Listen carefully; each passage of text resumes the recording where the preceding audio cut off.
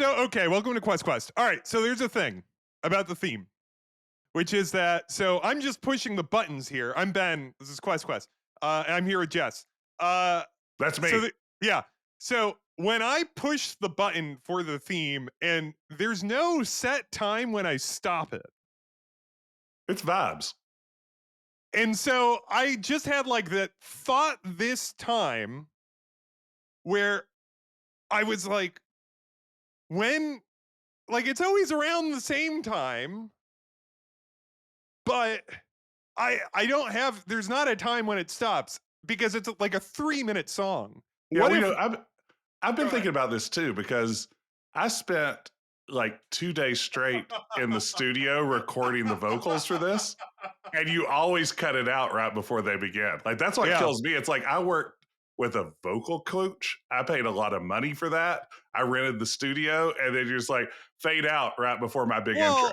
And it's a song about how much you love your daughter, which is like, I think it's frankly rude on my part to not include it. But you know what? Listen, I'm not afraid to say I think something's bad.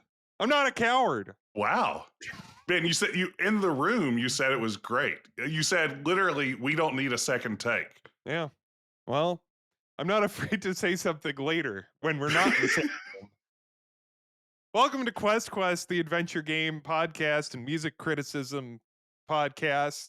I'm Ben. I'm Jess. And today we have a special guest.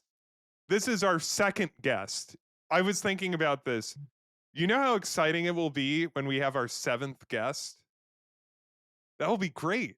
We'll be able to be like, it's our 7th guest. And we'll be like, it's an adventure game podcast. It's our 7th guest. I've never played that. Anyway. Should we talk about that game when we have our 7th guest? No, we're just going to make that joke and then move on. Okay. But then we'll talk about it. And then we'll talk. Anyway. All right.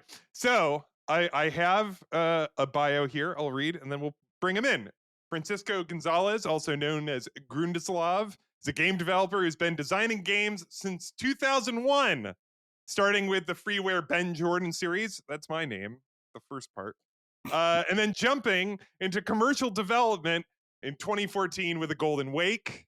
As a commercial developer, he's also made Shardlight, Lamplight City, and on March 27th of this year, when we're recording, that's a month and change, and when this comes out, that's just about a month, he's releasing his newest game, the Western Rosewater, which you can wishlist and play the demo, which I just played, and I've been informed is a little old, right now on Steam. Welcome in. Thank you. Wow, what an introduction. I have to say, I really now am sad that I'm not your 7th guest, because, I mean... Have you played it? I have. Many times. I played it many times. I have played it more than once. In fact, I actually know a guy who was the line producer on that game. That's our guest. That's the 7th guest. That's your 7th guest, yeah. Yeah, now I tell you that I know the guy who was the line producer. You might be thinking, that's impossible. But that's a little reference there. Clearly, you guys I haven't played it. Haven't played it. Yeah, no, but I politely smiled. I'm not only chuckled. Actually, you can't. Well, it's not only have I played the 7th guest, but I am also the proud What is this? owner of the 7th guest board game, which you can't see on this audio podcast. But this is a board game that was actually I believe it was kickstarted. It was actually developed by the original developers. This isn't just some fan who was like, I'm going to make a 7th guest board game. This is actually made by the developers of the 7th guest. Look at this amazing art in the background where it's like ghost people playing this game. And it comes with like a little, because the cards all have, or the questions all have the answers hidden, like Sierra Hint Book style. So it comes with one of those little like red clue revealer things. Yeah.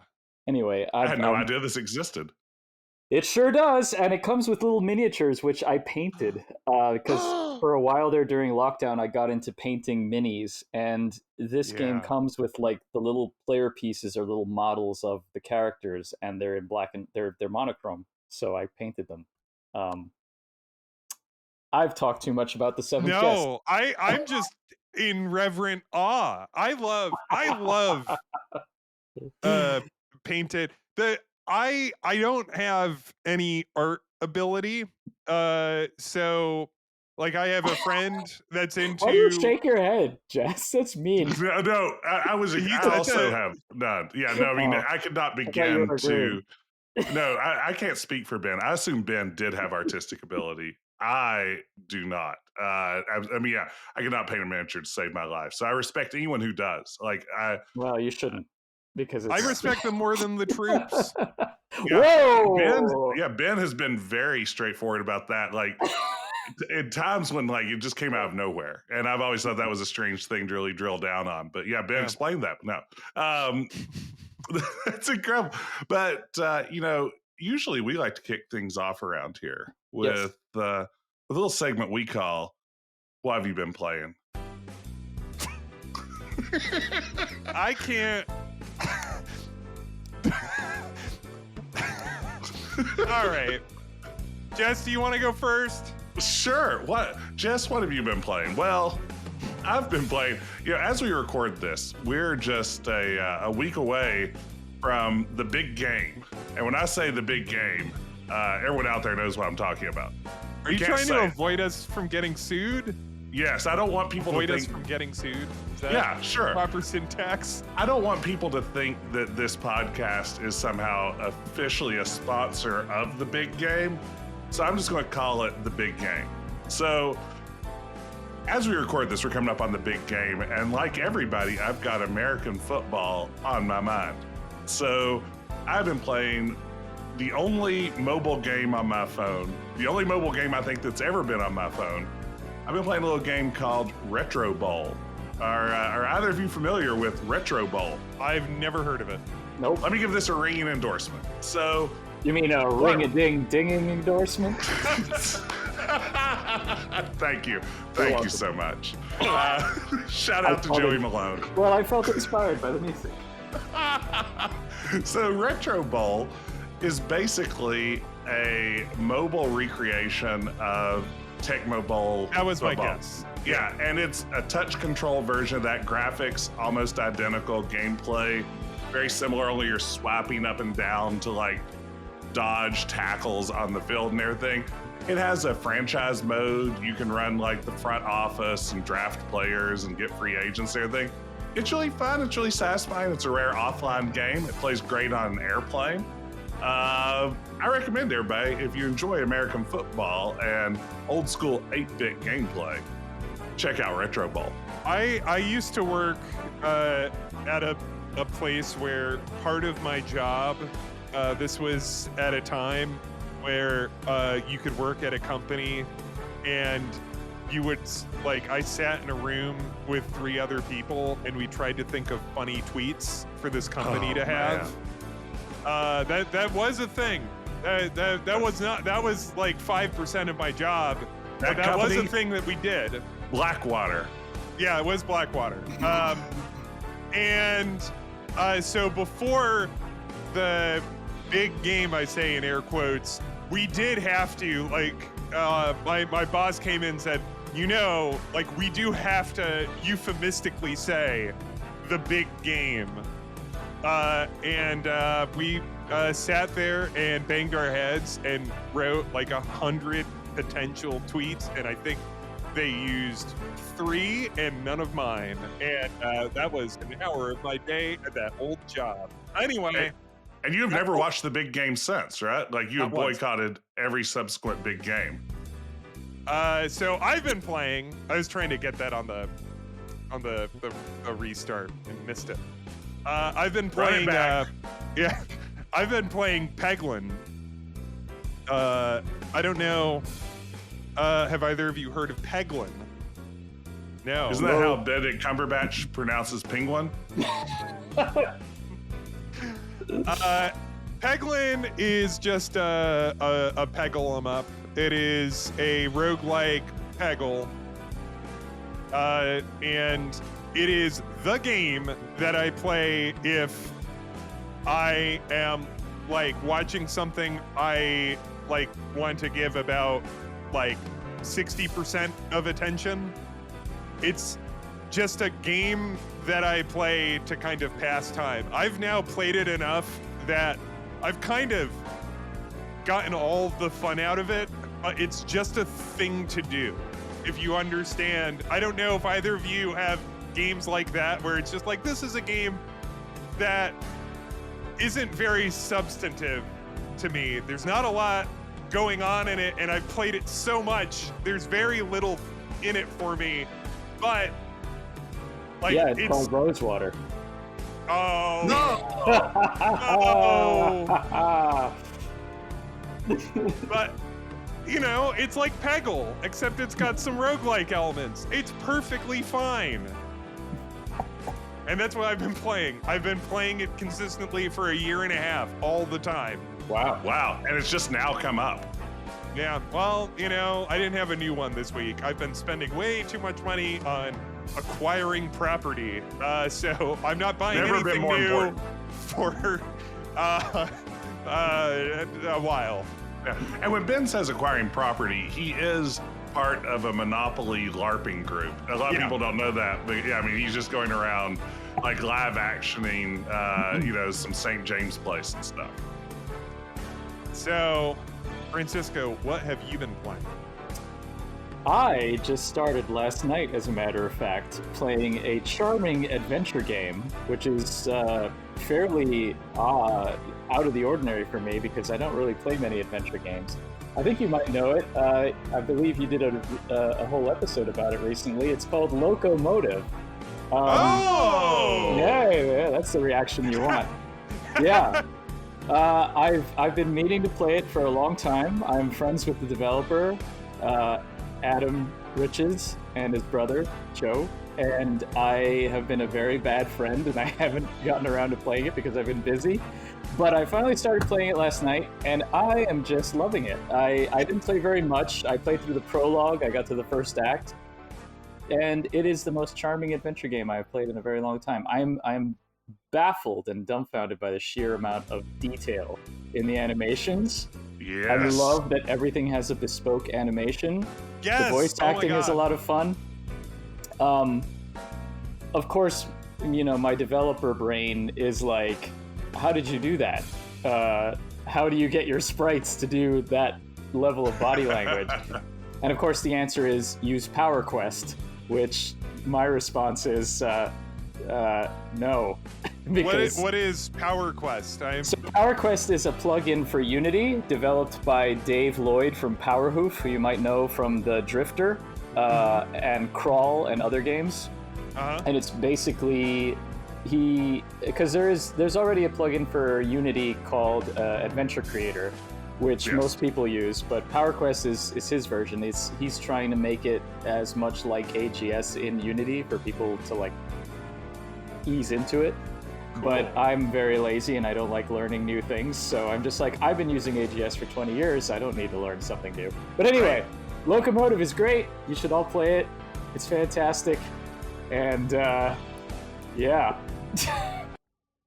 So this is actually probably getting into a little bit of the subject of today, but I'm actually curious, when you play, were you joking when you said that you don't play that many adventure games, or do you not play that many? Okay. I don't. Yeah. Okay, so I just started playing WilcoWeb. I played Death of the Reprobate a couple of weeks ago. I played know that one. Oh, that's Joe Richardson's games. He also did the first one is called Four Last Things. The second one was called The Procession to Calvary. Oh, yeah. Yes. Yeah. Okay. Now yes. Yeah. So if you see his games, you know he's the guy who takes the Renaissance paintings and Monty Pythons them up to great effect. Right. Okay. Yes. Now I know exactly. Yeah. And Death of the Reprobate is the final one in the trilogy. It came out last November. It's great. I also played the Crimson Diamond. Wow. Of course. Yeah. I think you were a backer of that. Right, because I think your name is in the credits. My name was probably in the credits because I helped Julia out figuring out certain things in AGS, like how to make mirrors work. Ooh. Yeah, that game kicks ass. I love it. It's great. It's fantastic. But yeah, basically, I I don't play a lot of adventure games in my spare time anymore. If I'm gonna play a game, it's gonna be on my PlayStation, and it's probably gonna be an action game. Um, Is it because you know how the sausage is made? I mean, is that the problem? You said like earlier, you mentioned turning off your adventure developer brain. Is that part of the yeah, challenge for I playing them, think or? I think that's a large part of it. I always remember when I was a senior in high school in English, and we were analyzing literature and stuff, and like symbolism and whatever, and I couldn't watch movies anymore without like analyzing them. And I was like, I Mhm. can't enjoy movies anymore because I'm too busy. I have this lens I'm looking at them through, and it's kind of the same thing, where Mhm. like now if I play adventure games, I try to Yeah. enjoy them, but there is a part of me that I can't turn off. That's like, how did they do that, or why did they do that, or what would I have done? So it's not that it saps my enjoyment of them, but also at the same time, I'm sitting at my PC making them all day, so I don't want to sit at my Right. PC playing them all day, really. Yeah. So, and Yeah. I feel like a jerk saying that, but it's the truth. No, that makes total sense, and it reminds me of uh when I completed my uh a program that I did at the second city many years ago, and I was like a 21-year-old super comedy nerd, and this was like going to space camp. Like I had I they would ask a question, they'd say like, "Do you know like this comedy thing from the 40s?" And I'd be like, "Yes, I do. I know that." I was such a big comedy dork at the time, and then at the very end, during like our evaluations with all the teachers, their main criticism for me was, you need to not know that much about comedy. You need to stop watching comedies. You can't like just keep soaking in comedies. You like the one of the teachers was like, you should get lost in an alley. You should another teacher was like, go to a baseball game. Like, just stop watching comedies. You Right, know too much. You're right. like, we start a sentence and you finish it. Knock it off. And it was actually some of the best advice I've ever been given. I if I can do a little bit of a humble brag, you may have heard of a little event that happens fairly often every year in London called Adventure X. Mm-hmm. And the first few years, Adventure X had a quiz where it was like an audience, divide the room into kind of like do the quiz. It was all about like adventure Mhm. game trivia. I won that quiz like so many times that I was made the host because I wasn't allowed to participate anymore because I knew too much obscure adventure. I think the only other person who's hosted it who's known more obscure adventure game trivia than me has been Richard Cobbett. Um, Our other so guest. your other guest.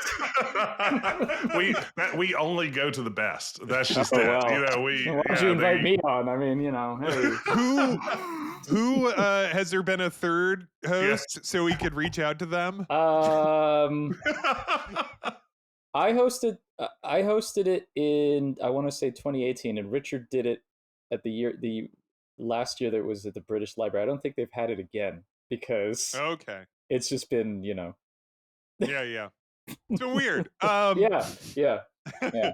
So Now I know this experience. My version of this is grad school, where it's similar in that you know it breaks down into everything is being critical of everything else. It's like the skill they're teaching you is how to be critical of things you read, of things you take in, and it becomes a competition because the best student's going to be the one who's best at being critical. Which, of course, outside of your classes, just turns you into a tremendous asshole.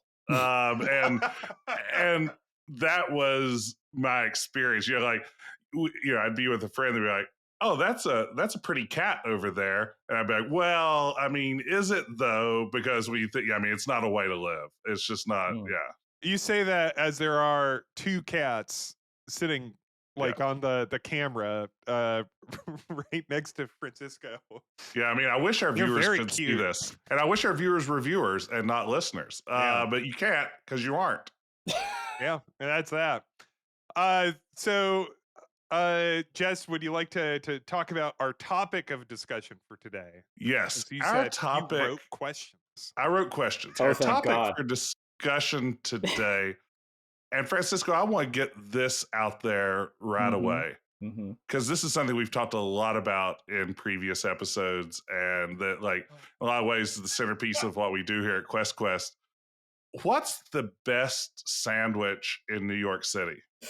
Ooh. Now, you can answer this in a contemporary form, or if you choose instead to think about the best sandwich in the early 2000s, we also talk about that. So, why the please. early 2000s? Well, it wasn't the early 2000s. He's referencing that. I'm referring to my knowledge of New York, which is way out of date. Oh, I see. Well, I mean, I've only been living in I've been in New York 11 years now, so That's a fair amount of that's time a fair now. amount of time. Sorry to say. Yeah, no, it is. I guess I've hit the 10-year limit.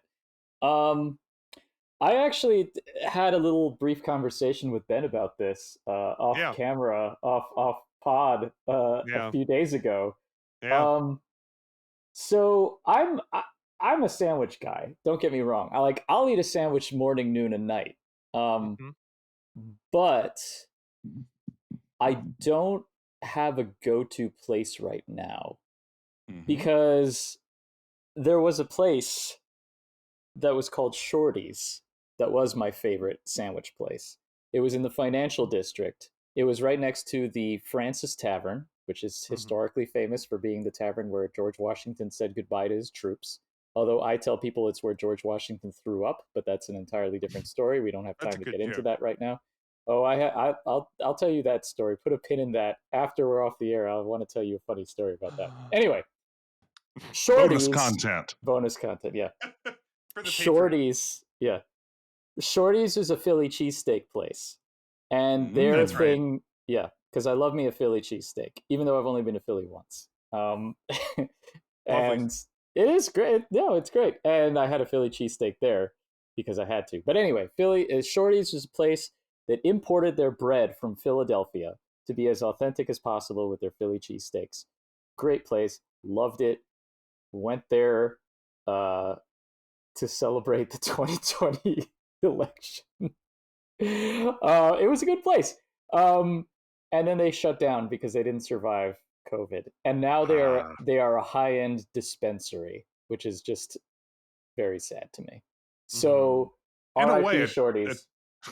In a way, a cheesesteak shop is also sort of a dispensary of its own kind. I mean, yeah. I mean, I also feel like they go hand in hand. Yeah, right. Because if you go to the dispensary, you're probably going to end up at a cheesesteak shop eventually.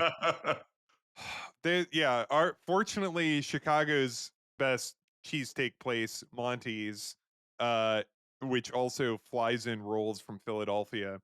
I assume in New York they just drive them up since it's probably not that far. No, it's like an hour and 15 minutes. You gotta keep them fresh. Gotta fly them. I'm sure they drive them. I'm sure it's on a truck or something to here. Whatever. Anyway, Monty's is still open, thank God. And they even have tasty cakes if you're a tasty cakesman. What's a tasty cake? A tasty cake is a Philly, like it's a little, like a tiny little cupcake type cake thing that they sell in Philadelphia. It's just a nice little like local treat. Can I go on a little sandwich tangent while we're talking about sandwiches? Yes. Okay. What podcast do you think you're on? Of course you can go on a sandwich tangent. Okay. Yes. Thank you. So I'll get the easy one out of the way first. I have a story that is about sandwiches and adventure games and serendipity, which I love. So I went the movie? No, just the concept. So I was visiting New Orleans over the summer a couple of years ago. My favorite city. I love New Orleans too. I love it. And one of the things I love about New Orleans is the food, and I love the sandwiches, specifically the po' boys, and I love me a good shrimp po' boy. Ah, yes. So I got there on a Friday night. I went there with my best friend who was coming from Houston, but he came by train. So, of course, it took like 7 years for him to arrive. So I'm not exaggerating. Amtrak takes like 20 hours to get from Houston to New Orleans, despite the Thought they fact were that it's like close. right there. Yeah. Yeah, they are close. It took me 2.5 hours to fly from New York. Right. Anyway, so basically I had some time to kill. So I went out and I got myself a po' boy. And I went to a po' boy shop that was on Bourbon Street. And Jess was streaming Gabriel Knight, Sins of the Fathers. You remember this? Yes, I do remember this now. I'm standing there waiting in line for my po' boy on this shop on Bourbon Street, and he's playing the game, and I'm watching it on Twitch because I'm like, I need to do something. And all of a sudden I'm like, I'm on Bourbon Street. So in the chat, I'm like, hey Jess, could you know how like when you hover the mouse over the map screen, like it shows you what street it is? I love that. And he hovered over the street where St. George's books are. And I kid you not, it was literally the corner that I was on. It was the corner of Bourbon and Dumaine. And I was like, oh my God, I'm here. And then I took a picture because like where canonically St. George's books is, it's like a burger shop. So I took a picture of it and I put it on Twitter. And then of course all the adventure game fans were like, oh my God, Gabriel Knight turned his bookstore into a burger shop. And I was like, haha, that's funny. But yeah, that was I forgot about that. That was such a bizarre, nerdy coincidence that it was amazing to me. Anyway, the other thing Can I piggyback this question though? Okay. Gang, how do we feel? I know we all love po' boys because who wouldn't, right? Of course. I mean, where are we at on Muffaletta? Oh my God! Other New Orleans. Oh yeah, Muffaletta is great. I will not go to New Orleans, fabulous. and I will not go to New Orleans without going to the Napoleon House and getting a Muffaletta and a Sazerac. That is 100%. You have to. The last time I was in New Orleans, because when I go to New Orleans, it is a Gabriel Knight tour of New Orleans. That's the only reason I'm there. As far as I know, it's the only piece of pop culture that's ever been set there. There was a little drugstore just off of Jackson Square that had the most amazing muffaletta I've ever tasted. I'd like looked this up and done my research. I think I know where you're talking about. Yeah, it's like a little place lunch right counter. there. Yeah. I think I actually know where you're talking about too. I wish I knew the name of it. It was so good. Oh man. Yeah. That like olive tapenade. Oh my God. You guys are killing me. I'm sorry. I am thinking about the spicy fried shrimp po' boy that I had in the Garden District last time. I can't do spicy, but yeah. I shouldn't do spicy anymore because my stomach can no longer tolerate it, but I still have it. Listen, I drank 2 cups. I drank 2 like this much of Fireball whiskey at MagFest, and I had heartburn all night. That's where I'm at too. Wow. Yeah, I have a New Orleans Fireball story, but let's save that for the Patreon. So continue, please, Francisco. Okay, so that was that. The other thing is, so I mentioned I've lived in New York for 11 years. I grew up in Miami, and it is impossible to find a good Cuban sandwich anywhere in the Northeast. I'm sorry, but it is impossible. I see places that are like, ooh, the Cubano. I'm like, no. I've seen some places in New York commit travesties. So a Cuban sandwich, the right way to do a Cuban sandwich is first. Well, there's actually 2 versions. Can I pause here and phrase so this ties into the actual theme of this episode. Okay. What are people getting wrong about Cuban sandwiches? Yes, thank you. Thank you, Ben. Thank you. We're tying it into the theme. It all ties together. Beautiful. What are people getting it wrong? Okay, so Cuban sandwich. There's the classic Cuban sandwich, and then there's the medianoche, which is the midnight sandwich, which is called that because the idea is that you have it as your midnight snack. They're essentially the same sandwich. The only difference is the bread. A Cuban sandwich is on your traditional Cuban bread, which is made with lard, which is lovely. The medianoche is on, I don't know what kind of bread, but it's like a sweeter kind of bread. It's pressed. They're both pressed. So it has ham, has pork, it has melted cheese, which is usually Swiss cheese. It has a slice of pickle, and it has mustard. I have seen like diced pickle. I have seen mayonnaise.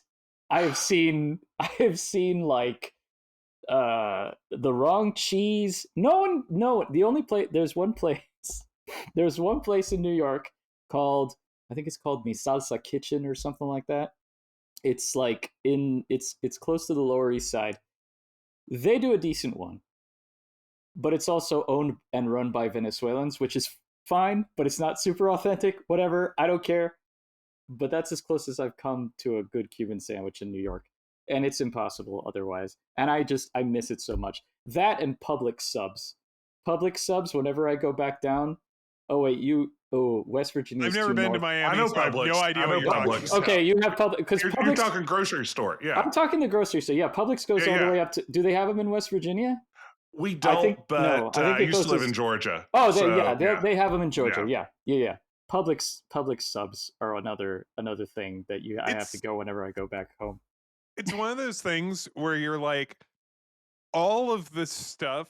It sounds like all of the stuff to make a good Cuban sandwich exists. Yes. In New York. Yes. It's just that people aren't getting it right, which is something I see all the time as someone from the New York metro area. When I buy a bagel in Chicago, they're not as good. And it's not like people have done tests. It's not the water. It's just that people don't do them right here. There's one place I've been to that makes like actually good New York style bagels. And it's not even in the city. It's in one of the suburbs. And it drives me insane. I'm like, you can make this. This isn't like a thing. It's not like a secret thing. Like, but everyone here is just like, what if I did it slightly different? It's like, no, do it right. Don't steam it. You boil it. We know Ben. You say that, but I just came back from a short trip to Puerto Rico, and while I was there, I stopped in a local sandwich shop, a Subway, and ordered. And I ordered the Cubano because they had one, and it's like, first of all, I'm going to guess out of all the Caribbean, it's probably Puerto Rico that has the best Cubanos. So obviously, I mean, this is the biggest sandwich chain in the world. Hold on, it looks like Francisco's disconnected. There must be some internet problem. So I ordered it, and I'll tell you what, it had surprisingly good roast pork. That was microwaved for me with some Swiss cheese and with some mayonnaise and with pickle chips. I'm sorry, mustard. I misspoke. Okay. It's okay. It was mustard. I added mayonnaise. And let me tell you, it was delicious. Don't knock it till you've tried a Puerto Rican Subway Cubano before you say there aren't good ones out there. I guess that would be So I was at St. Thomas and I went to their Jersey Mike's and I got their Cuban sandwich. All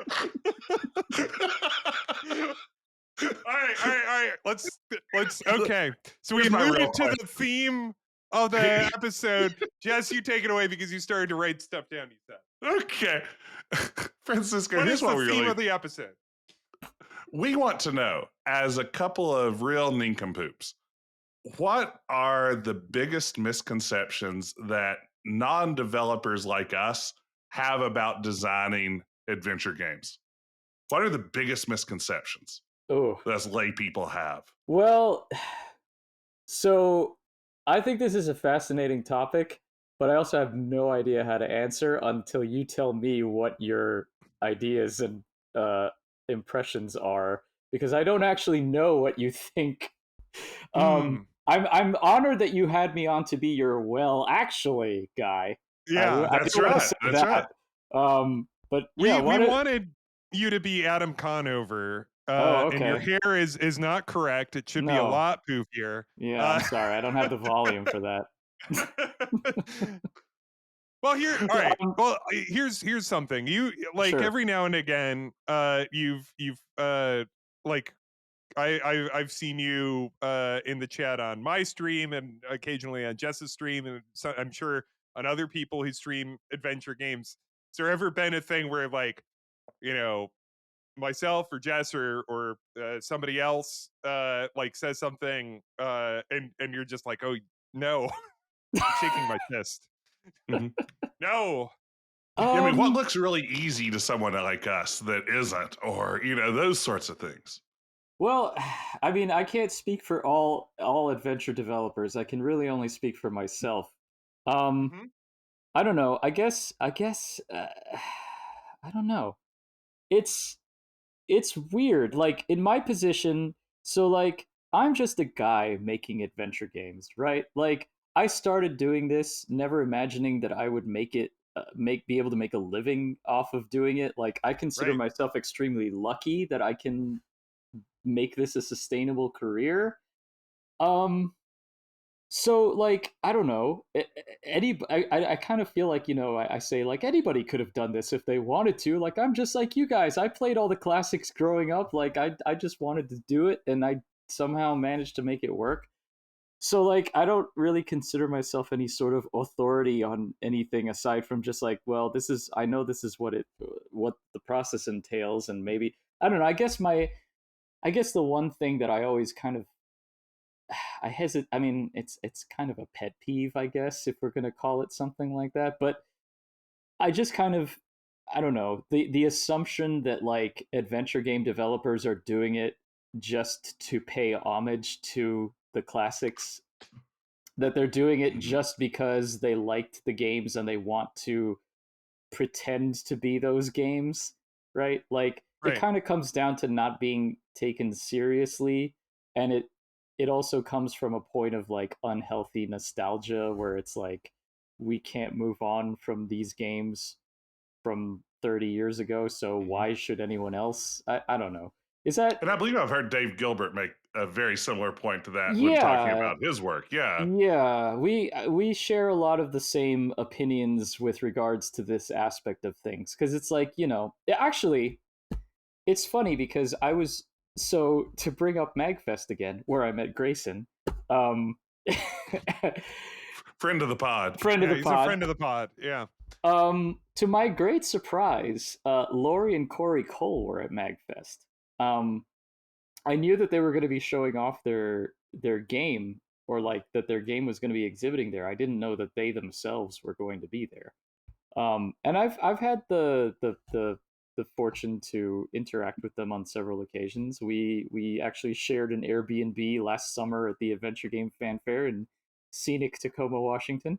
Uh, and I was talking to them, and we were chatting, and they asked me about Rosewater, and Lori asked me what style the game was in, and I told her it's pixel art, but it's high res, it's rotoscoped, and she was like, "Oh," and I was like, I took that as my opportunity. I was like, it really makes me mad when people are like, the only reason that you make adventure games in low resolution is because you wanted to look like the old games, and I'm like, no, it's not because of that. It's because it's technical artistic limitations. I can't draw very well. And she's like, that's right. And I was like, thank you, Lori Cole. I'm justified. Well, I was So, thinking like, in Lamplight City and in like the demo of Rosewater, like I don't think of those necessarily like they're not in the like there's kind of the pixel art house style, yeah, yeah, yeah, Mhm. right? yeah. And those are definitively not like, I mean, they're in a higher resolution, but I don't look at either of those games like, maybe I'll say like there's at the beginning of the Rosewater demo, there's the unlucky gentleman who's thrown out a window, who's Right. defenestrated. I like to say that Yeah, word. yeah, Mhm. yeah. It's in the Um game. and like It's in the if game. I'm going to compare that Wow. look to anything, and maybe it's because it's also rotoscoped, I was like, in my head I'm like, oh man, that reminds me of like stuff I loved in The Last Express. I knew you were going to say The Last Express. Obviously. Obviously, because it is. Well, that's the thing. That's the thing, and I have to acknowledge this, and I understand because there's very few points of reference for a lot of things. My joke is always like, if you're an indie dev and you're making an adventure game, and if it's 320 by 200, it's Monkey Island. If it's any higher resolution than that, it's Broken Sword, because those are the only two touchstones anybody ever goes to. And it's fine, you know, like it's fine. Those are great games. It's an honor to be compared to them. But the notion that like that indie devs are striving to recreate that, and of course, like I say, I can only speak for myself. I'm sure there must be indie devs out there who probably are doing that.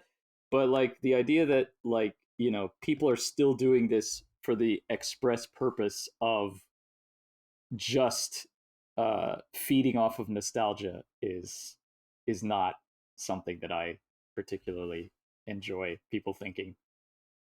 Especially, well, the only nostalgia based our last one, which hasn't come out yet but will be out obviously by the time this is was on Hypnospace Outlaw, and so which I still haven't played, to my great shame. I hear great things about it. Yeah, I'm just playing it now, and it is fantastic. Tune in to our last episode to learn more. But I mean that lays on a lot of nostalgia, but of a completely different kind. Sure. Yeah. Yeah. I mean, this is interesting. Well, go ahead, Jess. No, please. You know, I think the nostalgia thing's so tough because, I know, you know, a lot of the people who still love this genre grew up playing it. And I do think there's a little subsection of the fandom who just want to see their greatest hits and favorites sort of recycled for them. And I mean, I say this as someone who was part of creating a game that existed solely to recycle some of their favorite bits for them in StairQuest. You know, it's, I mean, that one was definitely, you know, we're going to cram nostalgia down your throat was the approach there. But no, I do think it's fascinating to, you know, that a lot of the, I think, most important creators that are doing this right now seem to be trying to do anything but that, not just rehash the greatest hits of the genre from going on 30 years ago now. I think you make a really good point there. I'm curious what maybe you see as some of the biggest lessons that you've learned. I mean, as someone who's been doing this for a long time now, going all the way back to the Ben Jordan series, you know, what have you learned since the first time you picked up Adventure Game Studio? What are the biggest lessons, either in terms of design or even just strictly the technical side stuff? I know you're probably far advanced on the technical side, but what have you learned? I have no programming experience outside of just tinkering with AGS for 20 years. And even still, there's stuff that I'm like, how do I do this? But I've definitely learned basically how to not do what I just said. Because when I started the Ben Jordan games, you know, my experience was, hey, I played adventure games and I liked adventure games. Let me try and recreate that. And when I was thinking about puzzles, it was just kind of like, well, what kind of puzzles are in the games I like? What kind of you know, stuff did they do? And so there's a bunch of real stinkers in the Ben Jordan series. Like there's Moon Logic, there's ridiculous stuff. And I think, you know, focusing more on actually making games that I want people to pay money for, because it's one thing to, you know, make a game that's free to download. You get a lot more leeway in the quality of those games versus asking people to shell out their hard-earned cash for something. You know, is I've thought a lot more about with regards to like puzzle design, for example, you know, integrating it more into the story so it makes more sense, so that every puzzle teaches you something about the world or the characters or whatever. So it's not just, oh, hey, I need this random object to let you proceed. Bring me this random object. Okay, now it's time to come up with a puzzle chain with even more random stuff to get this random object, you know? So I think that's probably the biggest thing that I've learned in my time doing this, is just trying to fit it all together. I still don't know exactly how. There's no special sauce on how to do it. It's still a very fine line to walk in making a good puzzle. But it's tough. Yeah. I mean, I feel like if the puzzles in any adventure game are too organic, they stop feeling like puzzles, right? I mean, it's just sort of, they have to stand out a little bit to be puzzly, but if everything feels like I had a game and then I had to go back and work puzzles into it periodically to actually segment it up into something that, moved in a linear fashion, yeah, it stands out like a sore thumb a little bit. Yeah, and I mean, I'm guessing, just knowing what I know of your work, that you probably, I'm guessing, start with story and then try to integrate puzzles from there. I mean, what comes first for you when you're doing this sort of work? Yeah, I mean, usually I actually start with setting first of all, Ah, because I think about, like, what, especially with Lamplight City and Rosewater, since it's an alternate history, I wanted to get the world building and all of those details and stuff, so I could have like a world Bible, so to speak. But yeah, I mean, I generally think about the story beats and where I want the thing to go, and then I start thinking about, well, what kind of interesting puzzles or obstacles can I put in to not just have it be a story that you're passively watching but actively playing. Um, so yeah, but I do definitely agree with you that, yeah, if the puzzles are too organic or too logical, then people are just like, well, this game's too easy, because of course you would use this hammer to pry a drive a nail. nail, yeah, to drive a nail, or to like pull a nail out of a wall, and not combine it with a piece of taffy and 2 pennies to make a, I don't know, rudimentary tool to, I don't know, anyway. Yeah. I'm a little curious. I was thinking, like, especially as is writing the little bio, and kind of thinking as I was playing through the Rosewater demo today. Uh it a lot of the, you said you start with setting, like a lot of your 4 commercial games, I would say they're all pretty non-traditional settings, right? Like Yes, the first yeah. one is Florida, in what, the The 20s? 20s, yeah. Yeah, and Shardlight is like a post-apocalyptic, if Mm-hmm. I recall correctly. And then Post-apocalyptic future with a deadly plague that came out in the timely year of 2016. Well, yeah, I haven't revisited that one. No, The if I, masks were cool. well, yeah, but it's also interesting that she puts on her mask when she goes out into the wilderness, and she takes off her mask when she's in Goes public with everybody around. I got a few things wrong. You live and time makes learn, right? fools of us all. Exactly.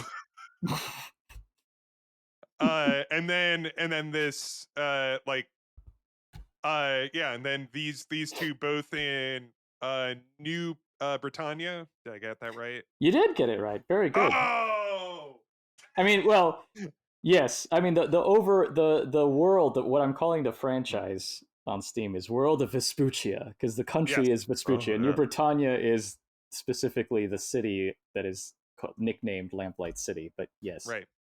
yeah. Uh, and then like a Western, and I think like we've talked about this like on Discord even. It's like, Mm. how many Western adventure games are there? Not There's many. Freddy Farkas, and there's Yep. LMO, Yep. and There's the Fenimore Fillmore series, which is a bit Ah, more obscure.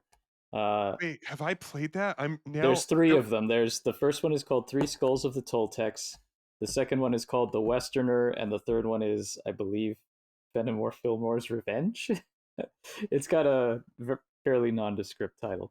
there was a Western. Now I'm thinking about this. There was this Western um adventure game that I played, and it was like in a pixel art style. Oh, was But that Fester Mud and the Curse of the Gold? Because that was another one. wow. must have been, yeah, because I played that on my phone. It had an iPhone Yeah, it very well art. may have been that one. That one was supposed to be episodic, and I think Josh Mandel wrote on the first episode. That's right.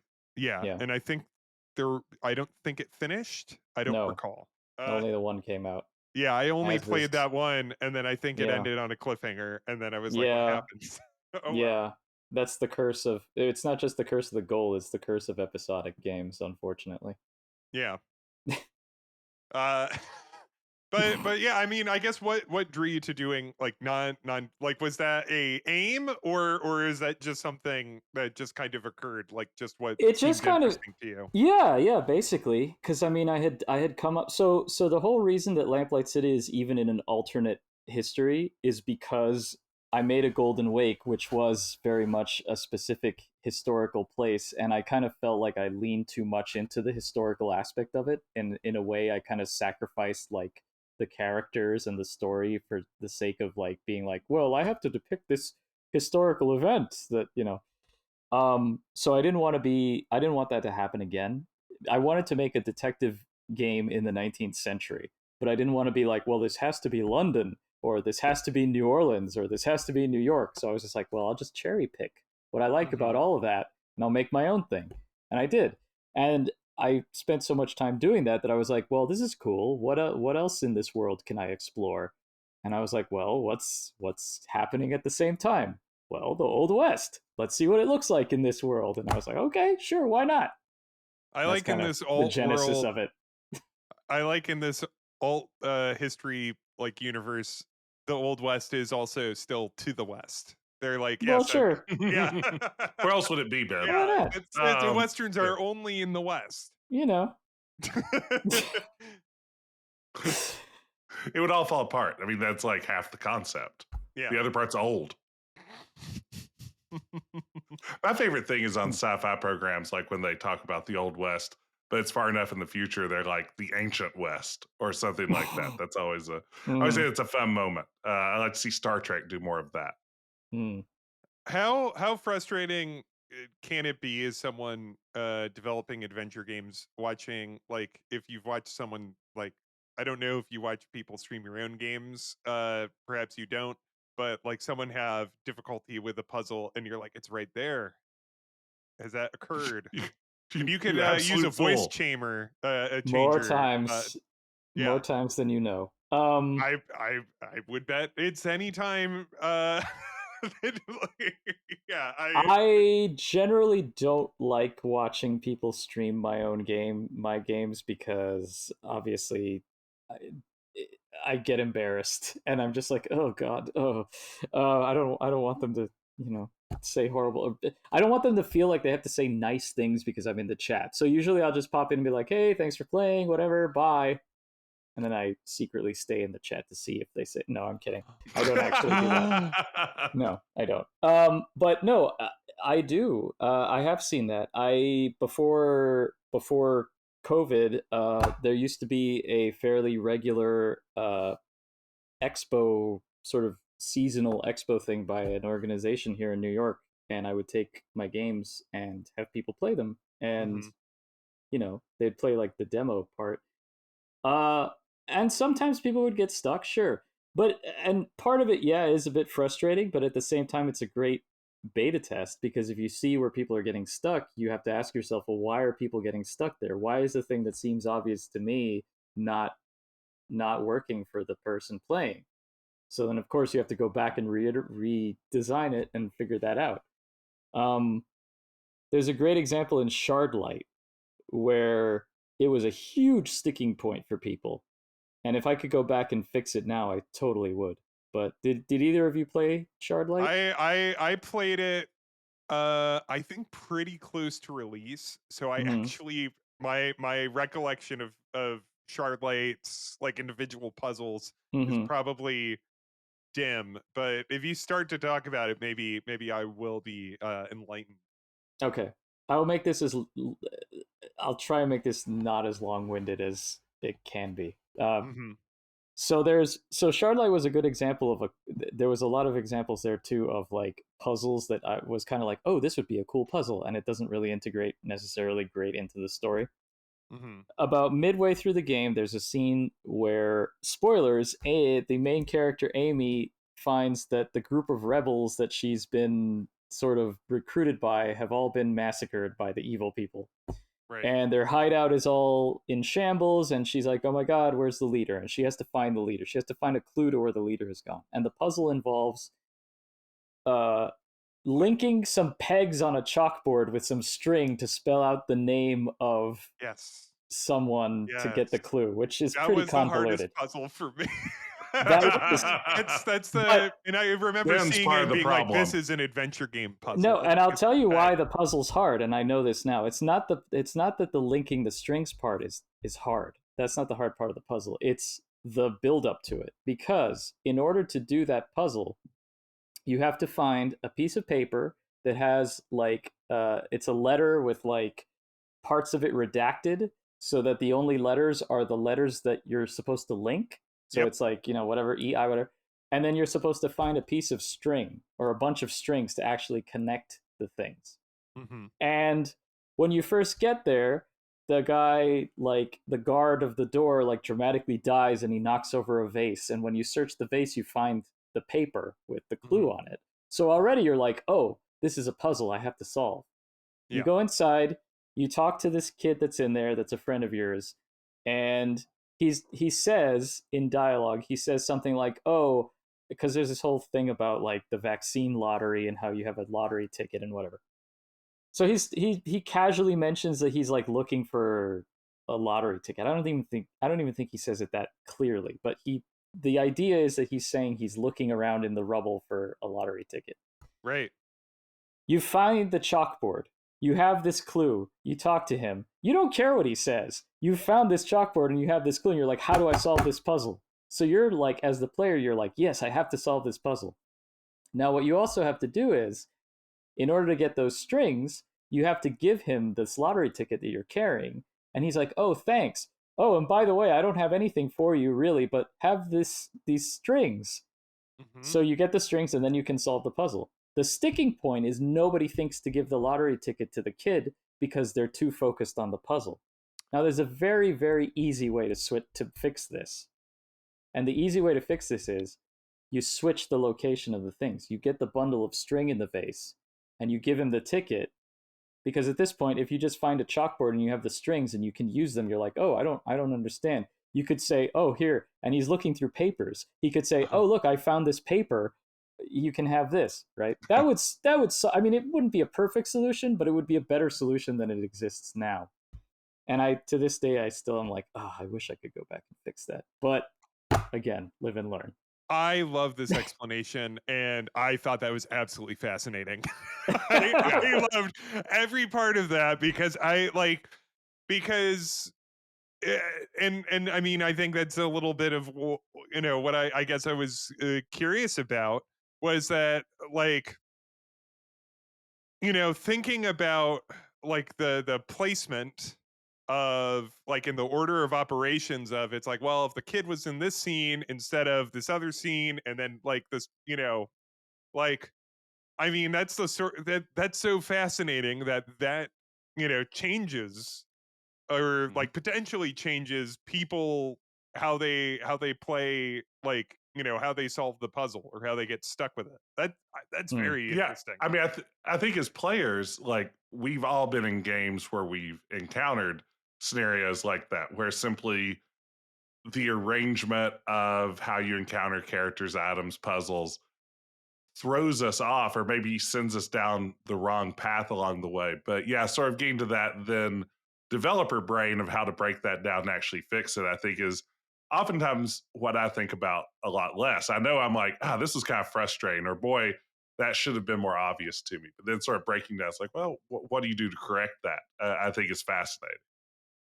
Yeah, I mean, I think one of the biggest issues in adventure games is just lack of communication. Mm-hmm. I feel like whenever I hear somebody, okay, here's a thing that I think people get wrong. When people say this adventure game is hard or adventure games are hard, no, adventure games aren't hard. They're just bad at communicating. Oh, that's a provocative statement. Tell us more. Well, because that's the thing, right? When you tell me what are the hardest adventure games you can name? Right. Oh. Let me. I Well, I mean, mean, for me, the toughest ones are all like the super like maybe putting aside Mist, which is that sort of type of puzzle is tough for me. But like something like a puzzle I could think of, and I'm actually stealing Jess's, is like that Gabriel Knight 3 one. Like where you're like that. Yeah, see, he's shaking his head. Le Serpent Rouge. Le Serpent Rouge. I've listened to your podcast. I know that puzzle has a special place. It has a in grip. Jess's... I'm trying to think of what I would think of as like a really hard. How do you say brown in French? Oh, I should. Oh no! Know this. Oh no! I should know. I think it's. I had Brune. like 6 years of French. I think. Yeah, I also had Brune. 6 years of French. Brune? Yeah, I think it's just Brune. I think yeah. Le Serpent Rouge, more like le merde brune. Sorry for all the francophones out there. We apologize. Yeah, I'm very sorry. If you run into James Jensen at MagFest now, it's not going to go well. You know, I think for me, and maybe this gets to what you're talking about. I mean, some of the hardest adventure games are hard because they're bad. Maybe they're not bad because they're hard. Like I'm thinking about a game like Codename Iceman. Like that is a hard adventure game because it is just poorly done. It's not that I hate it because it's such a tough game. You know, it's like because I haven't. I've only played a little bit of Codename Iceman, and I haven't watched the streams. But my impression is that the reason Codename Iceman is so hard is because you don't know what you have to do half the time, right? Well, right. Or you don't know the exact. Yeah, you don't know the exact way to place in the parser what you have to do. Yeah.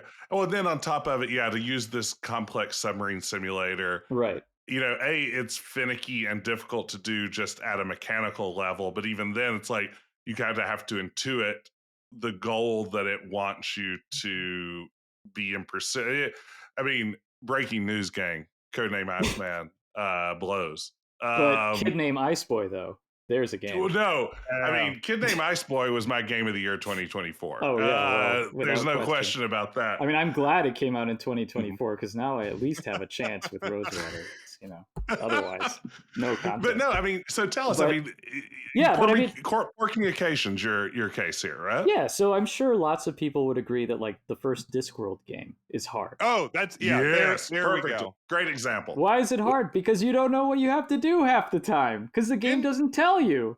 I think didn't you use it as an example in a talk that you gave at one of the Adventure X? That's did. right. I've done my research. You didn't just walk into this isn't no. I did research. I watched videos. Ben's getting ready to grill your ass. Hit him, Ben. Get ready. I have a list of complaints. All right. Discworld. Yeah, I used it as actually the title of my talk. My talk was called That Does Work, making your adventure games more player friendly. And the idea is that, you know, in Discworld, when you try and do something, the message that you get like 10,000 times is that doesn't work. Yeah. Because with nothing further. And a lot of adventure games do that. And the problem there is that's why it's hard, because you're thrown in the middle of the pool. You're thrown in the deep end of the pool without knowing how to swim, without anybody telling you how to swim or helping you, and you die. So basically, I think that the reason that adventure games, people associate difficult adventure games with being difficult is that because they're just not good at communicating what you're supposed to be doing. And as soon as you are better about doing that, the more fun your game is. And it might be easy, but there's still ways to make it challenging without making it just impossible. How do you feel about like in terms of like it seems like the recent like kind of way of addressing it that I've seen like from some games and this includes Locomotive but also like Return from Monkey Island and a couple other games I've played recently have had it like where they just straight up hand the player a task list. Yeah, I mean, the thing. That's definitely one way of doing it. I mean, these are the puzzles you must do. Yeah, I mean, of course, it also depends on how detailed you want to be. You could have a checklist that literally says these are the puzzles you must do. You could be a little bit more. You could disguise it a little bit better, depending. But yeah, I mean, I'm all for that. I'm the type of person who likes making lists and checking things off of lists. That's Mhm. just on a personal level. I just like doing that. So if a game does it, that's great. But yeah, I mean definitely, and especially nowadays, you know, with so many games coming out and people having these kids today with their That's short right. That's attention right. Get spans. him. Get We him. cannot Get him. stand these Yeah. Zoomers Yeah, these days. Light 'em playing up. adventure games wrong. Yeah, exactly. But no, but in all seriousness, like it's a big ask to get somebody to one, play your game, two, finish your game, three, if they put your game down, come back to your game. So anything to, the days of being stuck on a puzzle for weeks and only being able to ask your friend at school to figure it out are long gone. Like that's not a thing anymore. So, you know, whatever makes the player enjoy your game and have fun is what I think you need to just strive for as a developer. Yeah, I just thought of another hard puzzle. It's the stupid monkey combat, but Oh. Well, yeah. yeah, see that's interesting because that I would say that puzzle is more tedious than anything else. Yeah, and that was Yeah. I realized even as I was saying, like that's just Yeah. you have to kind of grind. It's Yeah. frustrating, Once you but yeah. not hard per se. I mean, yeah. Once I you mean, figure out that it's like just rock paper scissors and you have like the chart, it's whatever. The thing that's interesting about Monkey Combat is that it takes an idea from the first two Monkey Island games that I think is a good idea, which is using it as a callback in the final puzzle. Because like Mm. in Mhm. Monkey Island 1, I guess not so much in Monkey Island 1. It's more Monkey Island 2. But in Monkey Island 2, obviously like the first act you have to make the voodoo doll. And then at the end when LeChuck's like just chasing you around, you're like, "Oh my god, what do I do? What do I do?" And then you have that moment of, "Oh, I have the stuff to make another voodoo doll." That is very clever. And that's a clever Yes. thing. Monkey Combat's doing the same thing, it's just not as well telegraphed. Because the solution to the final puzzle in Escape from Monkey Island is Ozzy Mandrill is on top of the giant LeChuck statue, and you have to purposefully make him go into a draw because when you do a draw in Monkey Combat, the monkey like hits his head. So you have to squash Yeah. Ozzy Mandrill by doing that. And I remember the first time I played that, didn't I didn't put two and two together. I couldn't understand why. Because when you're playing Monkey Combat, you're trying to win, right? Like there's no incentive to do a draw. You would only do a draw possibly by accident. So Mhm. to then have to purposefully do a draw to like win, it's just not well telegraphed. And that's Mm. why it's probably hard. So Yeah. Huh. yeah, it all I comes down to never communication. connected that in Escape to Monkey Island 2. That's very interesting. Yeah. Boy, Monkey Island 2 is so much better than Escape. Now that you point this out, No, Francisco, now that I'm thinking about it, it really is. And You know, yet, it's still not. I still don't think it's the best Monkey Island game. no, absolutely not. It is I think we're on the the same third page. best. Oh, Yeah. yeah. Right? Third? What? Yeah. How many are there now? LeChuck's 6? I don't know. yeah, there's Tails, Return, and Mhm. then the 4. Okay, Right. on 3, everyone say the best Monkey Island. 1, 2, 3. Curse of Curse of Monkey Island. I'm a secret then curse, but I could be convinced. Okay. No, curse then secret. I could be convinced. I'm anyway. Yeah. Well, this is interesting. Do you have any favorite puzzles in the vein that you were talking about, like something that like what that kind of sticks? Because that's really interesting. Like again, I don't know if I ever viewed that like in Monkey Island 2. It's like I know that is what happens. It's like, Yeah. oh, you learn to do this and then do it again. I I don't know. do like a puzzle, yes, where you like it's something, obviously the aha moment, but that specific instance of that in a game where it's like you've done something already and then you realize that you already have that information, you just have to apply it in a new way. That Yeah. is a great puzzle, and I'm going to say something really controversial here Here it is. because The goat puzzle is good. no, I experienced this exact thing where I had been playing this game, and at the very end, I was like, oh, I know exactly what I have to do because I have all the information. And I was like, all right, I have everything I need. I think I know what to do. I think I have a hunch that this might be it. And I did it, and it was correct, and I felt like a genius. It was the fire marble puzzle at Riven. I see. This is that's very controversial to some people. Which I only ever played for the first time last year. I played both Myst and Riven.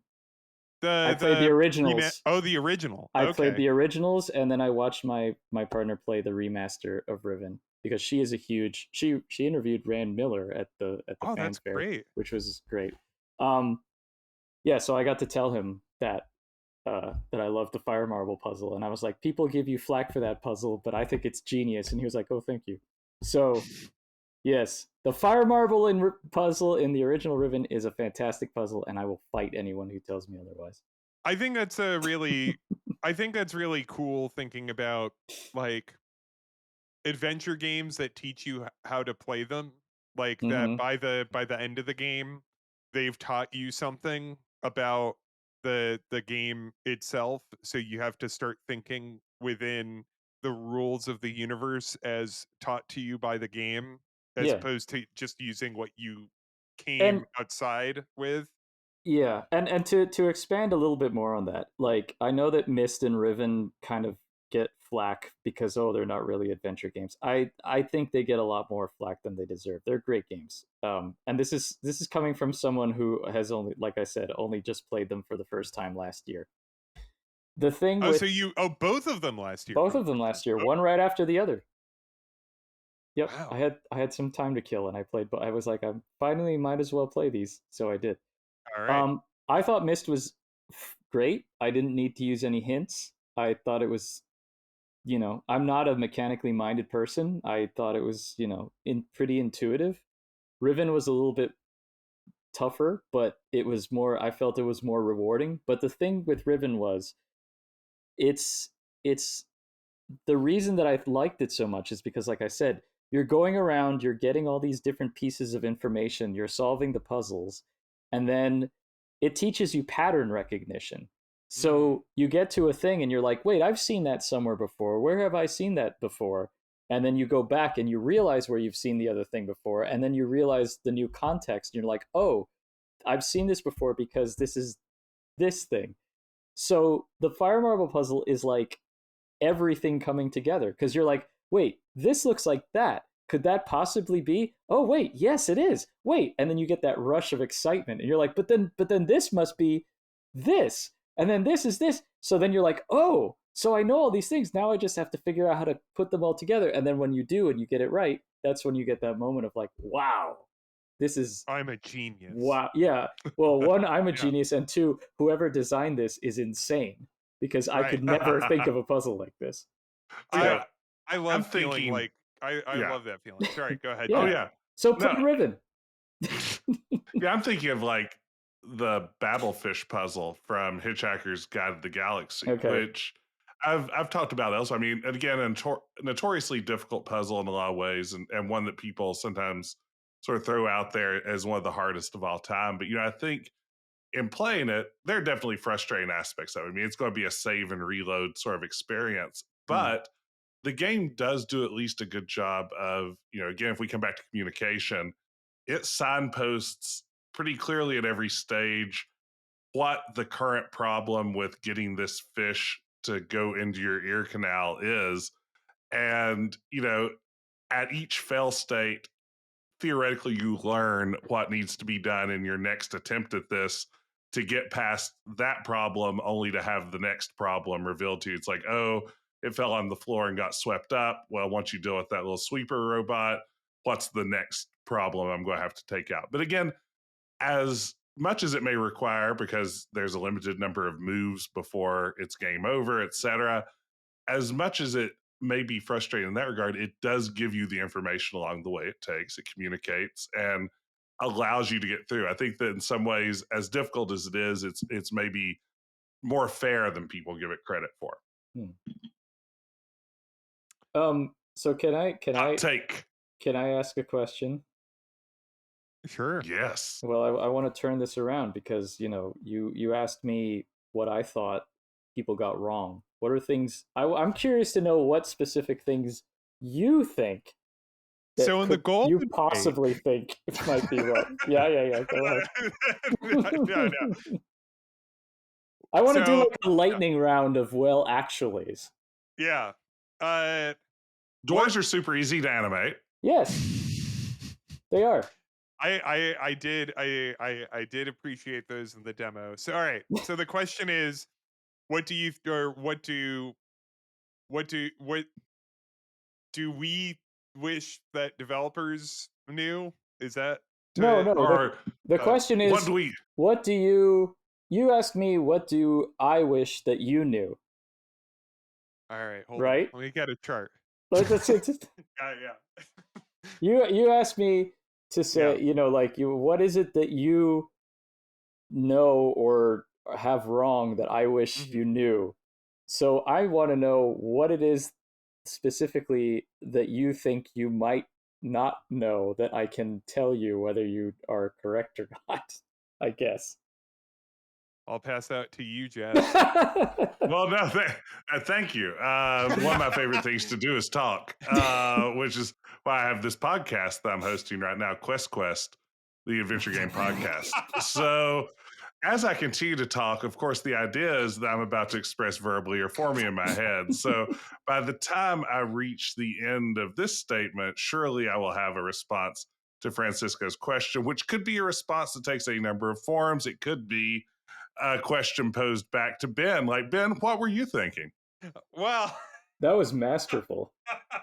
I'm impressed.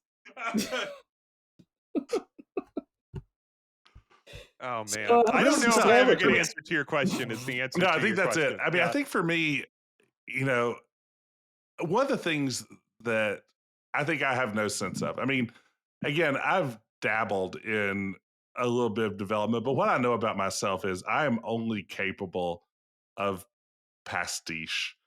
And I'm curious. You've already. It's fine.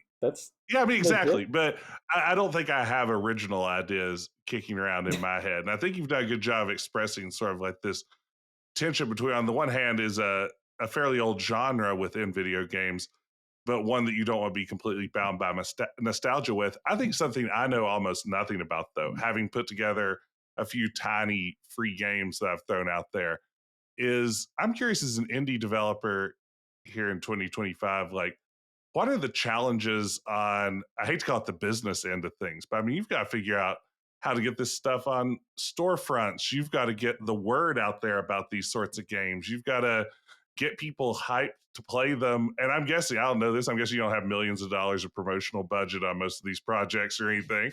So, I mean, less maybe a Rosewater does have ray tracing. I mean, and I do, and I think listeners can't see this, but Francisco is wearing a tuxedo and a top hat right now. So, I mean, he seems very fancy. So maybe the budgets are there. But, what don't we know about that side of the business? Because that's mystifying to me. Okay. Well, that's actually a very good question because I have. Aha! I did it. You did. Congratulations, Jess. After 50 minutes, we got it. Well done. Well done. I think that there is I think probably the biggest mystery in the indie adventure development sphere is how the heck do these games actually do? Can you actually do this for a living, right? Mm-hmm. And I think the answer is I don't know.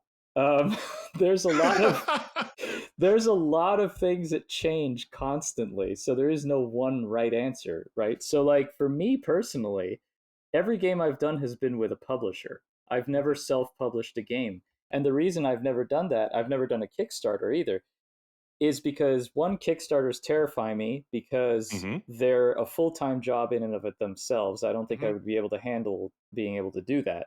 You Two, need to meet so many lovely people, though. you There are some Kickstarters that have very nice backers, and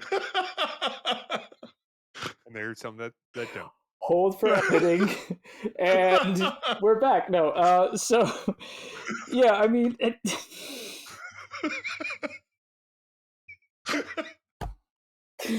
so yeah, so I don't want to do a Kickstarter because it's a full-time job running that, and also I have this fear that like I will hit the audience limit and people who back my game will be the only people who are interested in it, and therefore I won't make any profit, which I don't know is Also, you promised me that I would receive my Rosewater Sheriff Star. yeah, I pledged you uh-huh, $100, and you yeah. said that I should receive it, and I paid extra for posting. Where's my Rosewater There's Sheriff Star?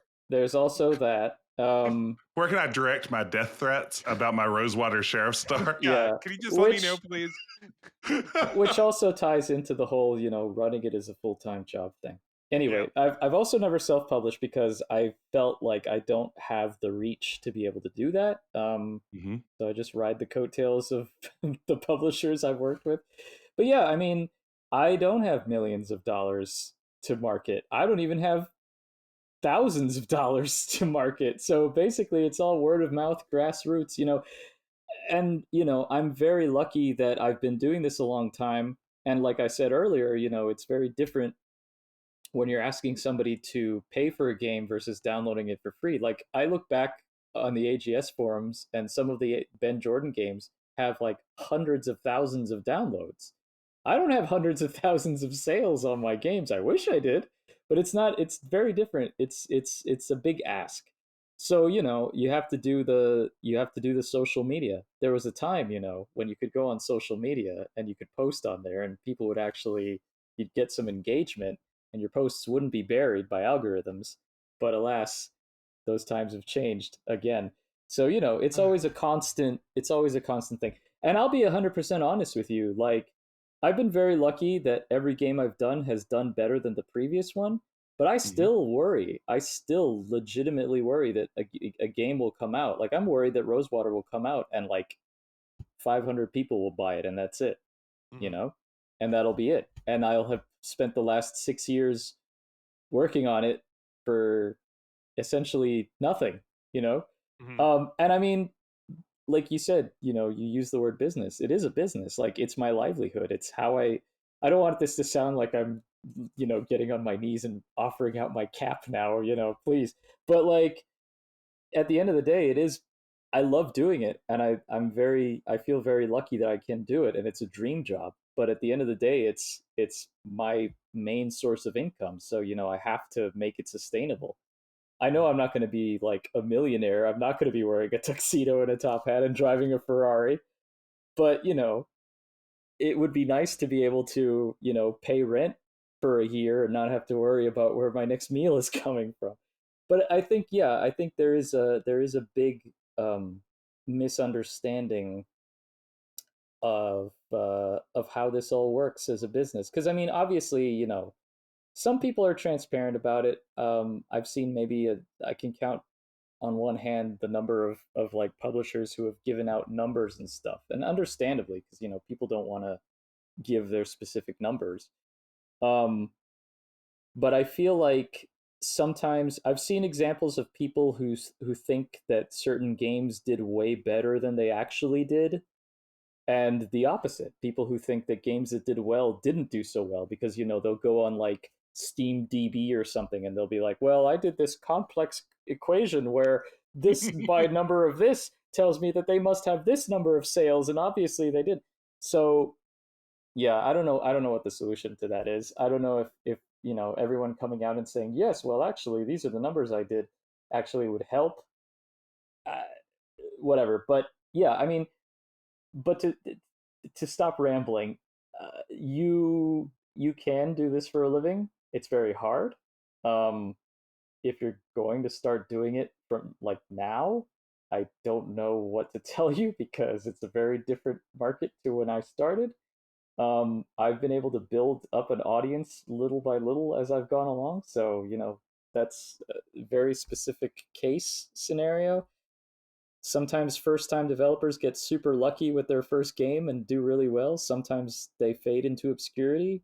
It's a crapshoot, not to reference our friend Yeah, Richard's I was gonna old, say not to reference. but All right.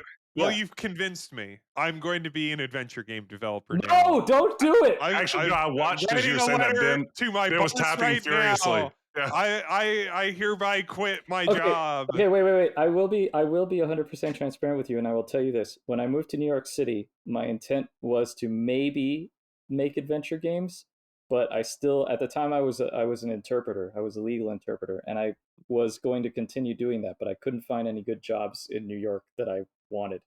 So I said, all right, I'll do adventure games. The only reason I did that was because I had $60,000 in my bank account. And I thought, okay, I can live off of this for at least a year. Mhm. And I did.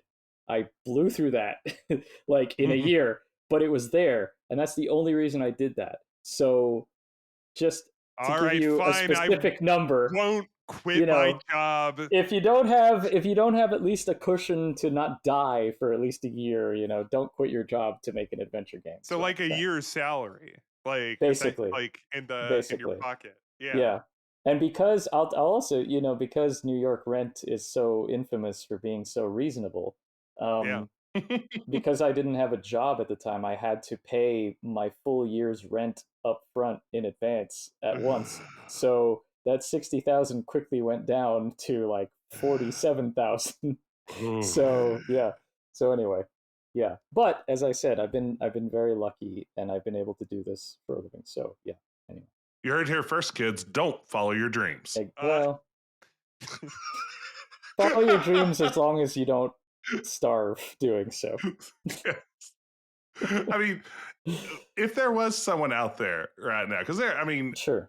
I have a feeling any diehard fan of this genre in the back of their head at some point has imagined what it would be like to design their own adventure game. I think that's just part and parcel of those of us who played these things when we were younger and never forgot about them.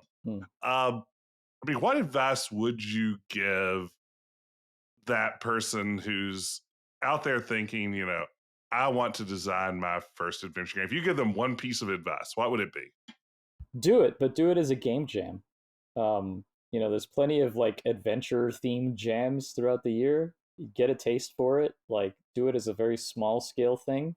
And if you still feel like that's really something you want to do and you want to try taking a crack at it, doing it commercially, then yeah, but don't just jump all in. I mean, the other thing too that I want to mention for my specific case is the fact that I basically do everything. So my overhead is very low. My budget, that's another thing too. I think people don't know what your average indie adventure game budget is. I've never spent more than $60,000 total on a game, and that's like high end. Like Rosewater, I think the budget's somewhere along the lines of like 50,000, but that's because we're only paying for music and voice acting. I'm not paying a team of artists. I'm not paying a programmer. I'm doing it all myself for free until the game comes out and I get my royalties then. You're kind of a tight-fisted boss. I am. Geez. I'm very. Just give yourself more budget to work with. Yeah. I just pluck it out of the air. So yeah. So if people who they're like, oh yeah, I'm gonna make this adventure game and I'm gonna hire a team of the best artists. Yeah, you got to pay them. You can only you can't expect people to work for free. So my secret to success has been put very little money in while still being able to make a quality project, and that way it'll make its money back faster and then hopefully turn a profit faster. So I also have this really terrible metaphor that I've been workshopping. We love a terrible metaphor here at Quest, the adventure game podcast. Well, my metaphor is you have a river and you're trying to get from one side to the other, and you don't have this isn't the sheep wolf puzzle. Trust me. it's basically you're placing stones, a bridge across the river. Each game is a stone, right? And each stone you place is going to get you closer to the other side. So, but the previous stones, this is why it's a bad metaphor, because it's like, well, what about the previous stones? What's on the other side of the river? Is it death? Is it retirement? Mm-hmm. But someone told me a better thing is you're a beaver making a dam, and each game is another log in your dam to strengthen your catalog, so that at the end you look back and you're like, I built that. So I guess the point I'm making is build up a catalog, because then more people will, when new people buy your new game, they'll go back and play your old games, and that's how you make it sustainable. Right. Thanks for coming to my TED Talk, kids. That's something I've been thinking about is like, yeah, like as you kind of grow it out, like, yeah, like Rosewater, they mention it at least in the demo, it mentions Lamplight City a couple times, Yeah. right at the start.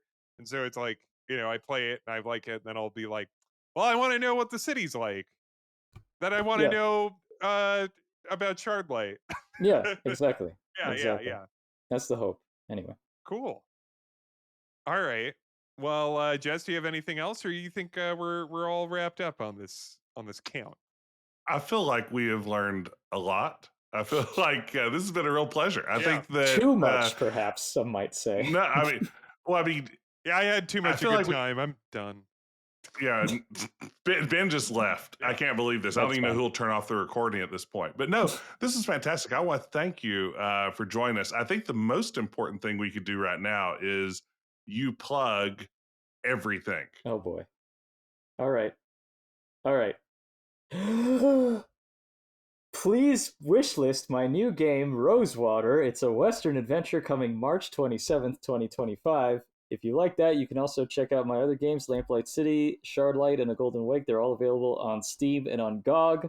If you want to follow me on social media, I'm on Blue Sky as Grundislav Games. I'm also on Twitter if you still are on that.